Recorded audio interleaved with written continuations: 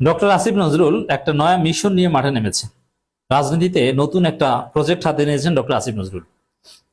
দেখেন, অন্তর্বর্তীকালীন সরকারের অনেক উপদেষ্টারা ফেঁসে যাবেন, আবার কেউ কেউ বিএনপির আনুকূল্য পেয়ে অলরেডি মন্ত্রী হয়েছেন, তিনি টিকে যাবেন। তিনি বেকায়দায় পড়লেও তিনি টিকে যাবেন, তাকে পালাতে হবে না, তার পছন্দ মতো জায়গায় যেতে পারবে। এবং অনেক উপদেষ্টাদের অবস্থা মূলত সে 111 সরকারের উপদেষ্টাদের মতো হবে, যে যুক্তরাষ্ট্রে কানাডায় থাকলেও ওখানেও পলাতক জীবনযাপন করতে হয় কার্যত। যেমন ফখরুদ্দিন মঈনুদ্দিন কোথায়, কোনো ট্রেস পান?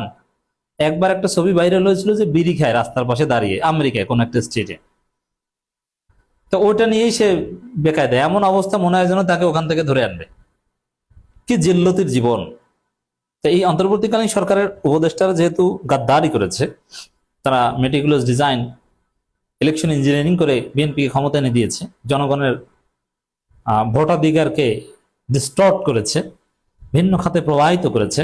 জনগণ ভোট দিয়েছে ঠিক, কিন্তু ফলাফল পাল্টে দিয়েছে। এজন্য তাদের জন্য জিল্লতির জীবন অপেক্ষা করছে। কিন্তু দুইজন উপদেষ্টার কথা আমি জানি যে তারা বাংলাদেশেই থাকবেন। একজন হচ্ছেন মোস্তফা সরোয়ার ফারুকী। অবশ্য তিনি সৎ ছিলেন। যারা সৎ ছিলেন তাদের কিছুই হবে না। মোস্তফা সরোয়ার ফারুকী, ফাউজুল কবির খান, তাদের কিছুই হবে না, তারা সৎ ছিলেন। বশির উদ্দিন আহমেদ পিওর সৎ লোক ছিলেন।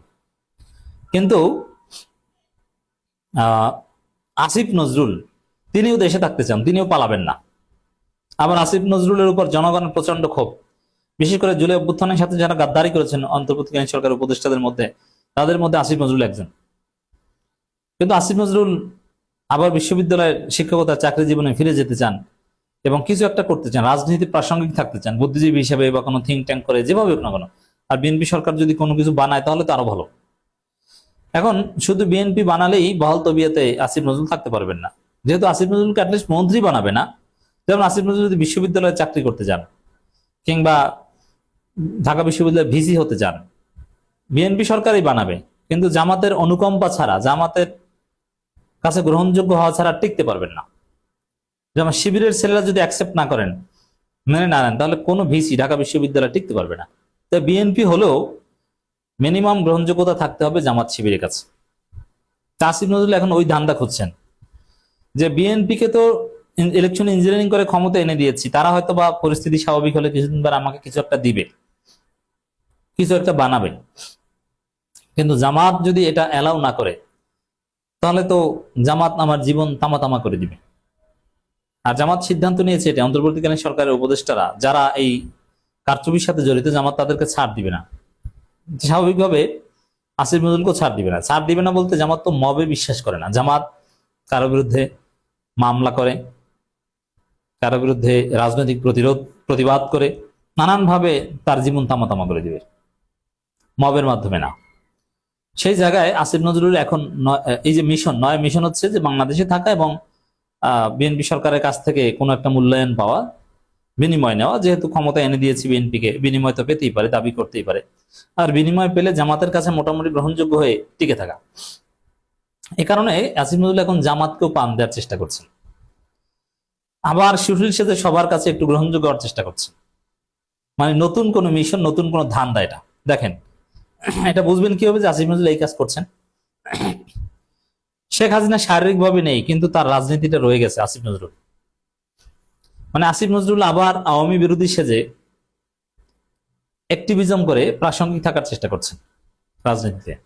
এবং এর মধ্যে বিএনপির অনুকম্পা নেয়ার চেষ্টা করার কোন দরকার নেই, কারণ বিএনপিতে এমনিতেই তলে তলে বিএনপিরই ছিলেন তিনি। আবার এখন অনুকম্পাটা দরকার এনসিপি জামাতের। এখন একটু এনসিপি জামাতের পক্ষে ন্যারেটিভ নির্মাণের চেষ্টা করছেন, যাতে এনসিপি জামাত তাকে একটু মাথায় তুলে তার বক্তব্য শেয়ার করে প্রশংসা করে। সামনে আমি দায়িত্ব নিয়ে বলছি, সামনে আসিফ নজরুল জামাতের পক্ষে, এনসিপির পক্ষে অনেক কিছু বলবে। এমনকি জামাতের লোকজনের উপর কোথাও নির্যাতন হলে আসিফ নজরুল তার পাশে দাঁড়াবে, তিনি প্রতিবাদ করবেন। আসিফ নজরুল তো এইভাবে করেই ধান্দাবাজ থেকে আজকে এই পর্যায়ে এসেছেন। আসিফ নজরুল ছিল কি, ঘাতক দালাল নির্মূল কমিটির অন্যতম প্রতিষ্ঠাতা। সেই গোলাম আজমদের প্রতীকী ফাঁসি দিয়েছেন এই আসিফ নজরুল্লাহ। সে আসিফ নজরুল এক পর্যায়ে, যিনি কিন্তু আওয়ামী লীগ ছিলেন, ঘাতক দালাল নির্মূল কমিটির লোকজন তো প্রো আওয়ামী লীগ, এতে তো কোনো সন্দেহ নেই। শাহরিয়ার কবিররা তো প্রো আওয়ামী লীগ। জাতীয় মানবাধিকার কমিশনের চেয়ারম্যান হতে চেয়েছেন আসিফ নজরুল, কিন্তু হয়েছেন তার সহকর্মী মিজানুর রহমান, অনেক আগের কথা। তারপরে আওয়ামী লীগের বিরুদ্ধে কিছুটা খেপে গিয়েছে। তা আওয়ামী লীগ যদি আসিফ নজরুলকে মানবাধিকার কমিশনের চেয়ারম্যান বানাতেন, তাহলে আসিফ নজরুলের সাথে আওয়ামী লীগের কোনো ঝামেলা হতো না, আর আসিফ নজরুল আজকে উপদেষ্টা হতো না। তো ওই ঝামেলার কারণে আওয়ামী লীগের বিরুদ্ধে খেপেছেন, আওয়ামী লীগের বিরুদ্ধে কলাম লিখতেন এবং বলতেন, জামাতের বিরুদ্ধেও বলতেন। এক পর্যায়ে ভিপি নুরদের বা ছাত্রদের পাশে দাঁড়ানোর একটা উদ্যোগ নিলেন, গণ অধিকার পরিষদের সাথে ভালো সম্পর্ক ছিল, এনসিপির ছেলেদেরও পাশে দাঁড়িয়েছেন। এইভাবে নানানভাবে এসে আসিফ নজরুল এক পর্যায়ে এই বিবর্তনের মধ্য দিয়ে অন্তর্বর্তীকালীন সরকারের উপদেষ্টা হয়েছে। এখন উপদেশ, যেহেতু শরীরে শক্তি আছে, ইয়াং বলতে তিনি যথেষ্ট এনার্জেটিক, এই জীবনে এখানে থেমে গেলে তো হয় না। অনেক উপদেষ্টা ভেবেছেন যে আমার জীবন এখানে শেষ, আমি বাংলাদেশে থাকি না আমেরিকা থাকি, এটা ব্যাপার না। কিন্তু আসিফ নজরুল এখনো অনেক ধান্দার সুযোগ আছে, বয়স আছে, এই জন্য তিনি এখন নতুন ধান্দার খুঁজছেন। এই জন্য দেখবেন যে হাসিনার বিরুদ্ধে বলবে, এনসিপির পক্ষে বলবে, জামাতের পক্ষে বলবে, আর বিএনপির সাথে তো তলে তলে লাইন আছে, বিএনপির কাছ থেকে পুরস্কার গ্রহণের সুযোগ তো আছে।